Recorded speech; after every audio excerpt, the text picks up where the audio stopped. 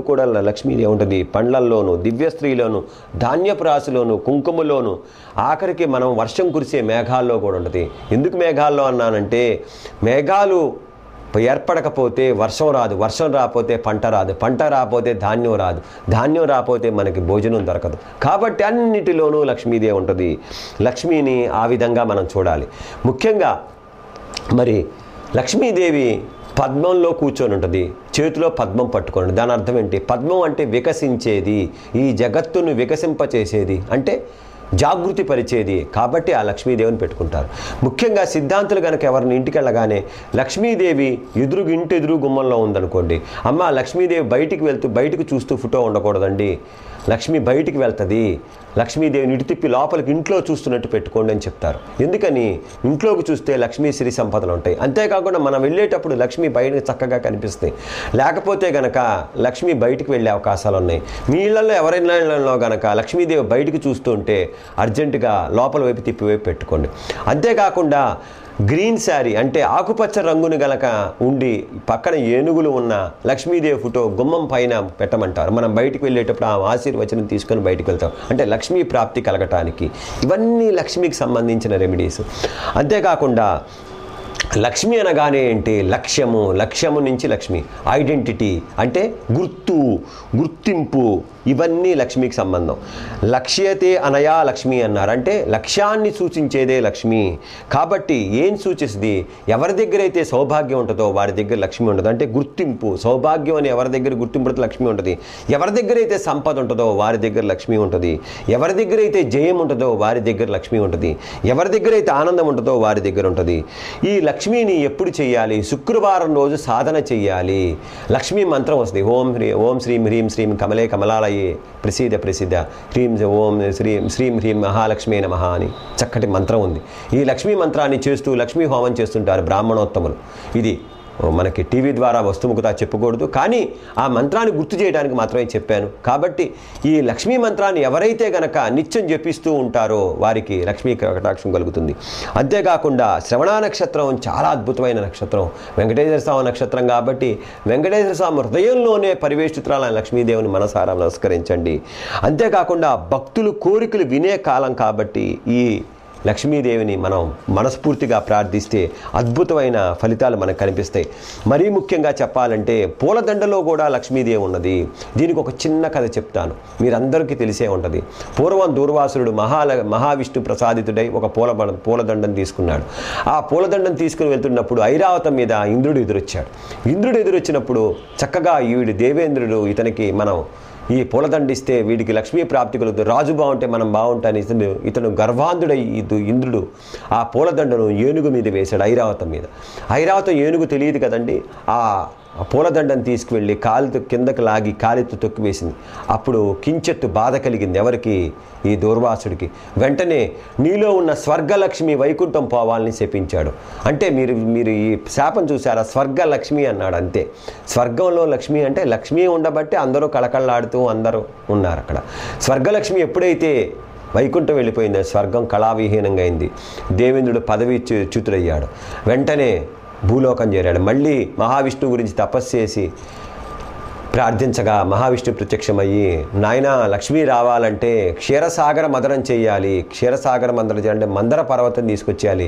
దీనికి మీ ఒక్కళ్ళ వల్ల కాదు, దేవతలు రాక్షసుడు పూరుకుంటే కానీ క్షీరసాగర మదనం అవుతుంది. అప్పుడు కూర్మావతారంలో ఆ మందర పర్వతాన్ని పట్టుకుంటే ఆ మందర పర్వతాన్ని దేవతలు రాక్షసులు చిరికించగా కామధేనువు పుట్టింది, లక్ష్మీదేవి పుట్టింది, చంద్రుడు పుట్టాడు, అంతేకాకుండా కల్పవృక్షం పుట్టింది. ఈ విధంగా ఇవన్నిటిలో పుట్టిన వాటిలో లక్ష్మి కూడా పుట్టడం వల్ల, చంద్ర సహోదరుని చంద్రుడు కూడా పుట్టడం వల్ల, అటువంటి లక్ష్మిని మనం పుట్టిన తర్వాత ఒక్క చూపు చూసింది కేవలం ఏది? స్వర్గాన్ని. మళ్ళీ లక్ష్మీ కళతో నిండిపోయింది.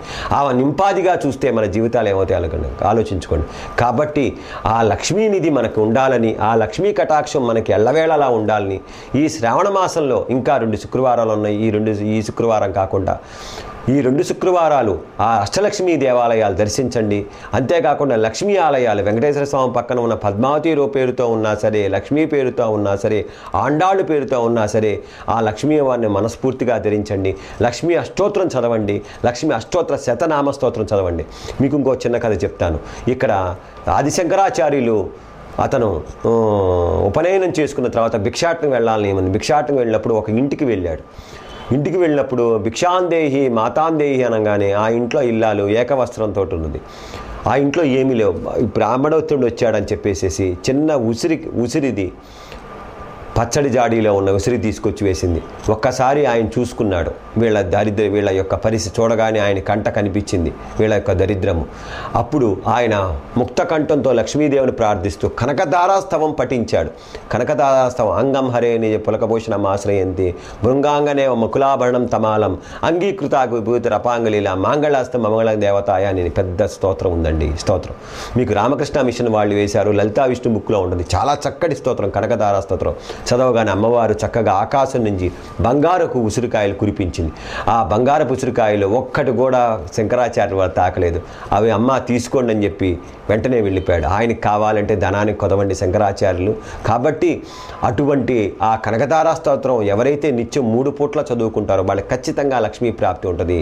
అంతేకాకుండా లక్ష్మీ అష్టోత్తర శతనామ స్తోత్రం కూడా చాలా మంచిది. మీకు తెలిసే ఉంటుంది.